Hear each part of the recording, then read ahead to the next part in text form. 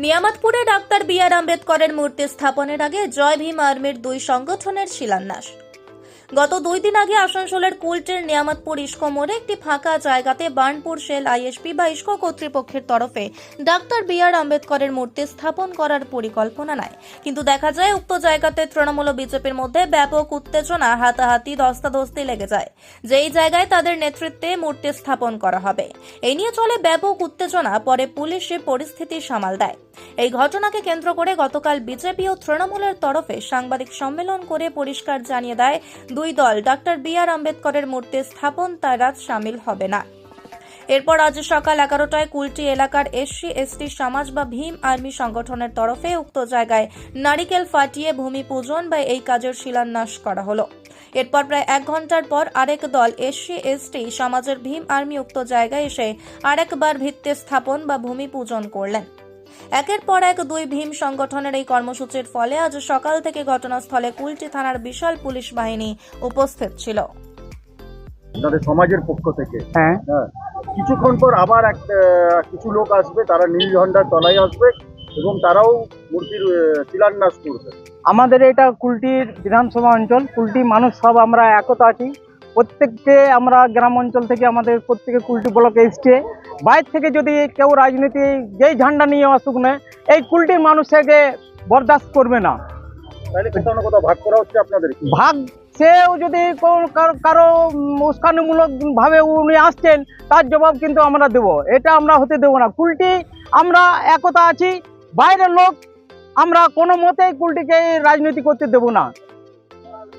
যদি এরকম হয়ে থাকে, যদি হয়ে থাকে প্রশাসন আছে, আমরা প্রশাসনকে বলছি।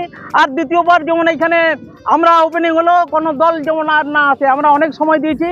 যারা আসছে তারা রাজনীতি করতে আসছে, পেছনে ওরা সামনে এক পেছনে এক কথা বলে। কুলটির মানুষ কিন্তু এইকে বরদাস্ত করবে না। আমার নাম হচ্ছে গণেশ বাউরি, SC/ST OBC মাইনরিটির assistant general secretary, West Bengal.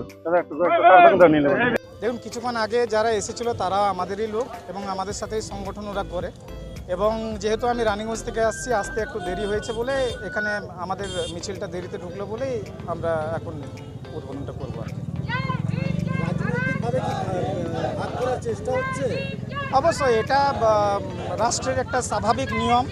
যখনই সংগঠন তৈরি হবে, সংগঠনকে ভাঙার সংগঠনও তৈরি হবে, বা যে সংগঠন অস্তিত্ব রেখেছে সে সংগঠন তাকে ভাঙার চেষ্টা করবে। এটা স্বাভাবিক জিনিস এবং এটার সঙ্গে লড়াই করে পরে আমরা সংগঠনগুলো তৈরি করছি এবং টিকিয়ে রেখেছি।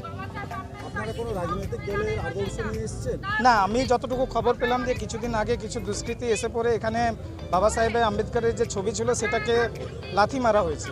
সেটার বিরুদ্ধেই আমাকে বলা হয়েছিল যে আপনি আসুন এবং আমাদের যে প্রতিবাদের সুর সেটাকে একটা চরম মাত্রা দিন। সেই উদ্দেশ্যে আমি এসেছি।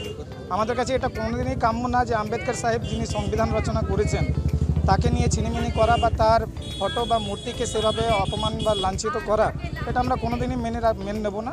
সে যত বড়ই দল হোক না কেন, তার বিরুদ্ধে আমরা সবসময় লড়াইয়ে দৃঢ় প্রতিজ্ঞ।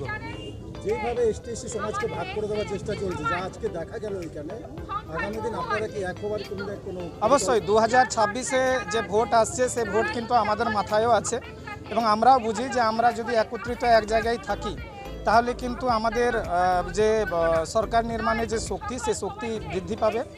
আমরা খুব চেষ্টা করছি যে আমাদের সমাজকে, আমাদের SC/ST সমাজকে এক জায়গায় রাখার, এবং আমরা এক জায়গায় রাখার বার্তা দিয়ে পরেই কিন্তু এই সভা সম্মেলনগুলো চালিয়ে যাচ্ছি।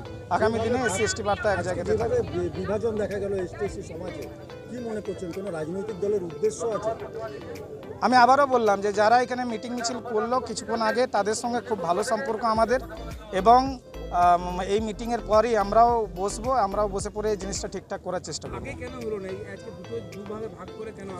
ঘটনাটা খুব সাম্প্রতিক, মানে কিছুদিন আগেই ঘটনাটা ঘটেছিল। মাঝে শুধু একটা দিনের জন্য এই অসুবিধাটা হলো। একটা দিন যদি মাঝে আরও পাওয়া যেত তো মনে হয় এটা হতো না। আপনার মতে কোন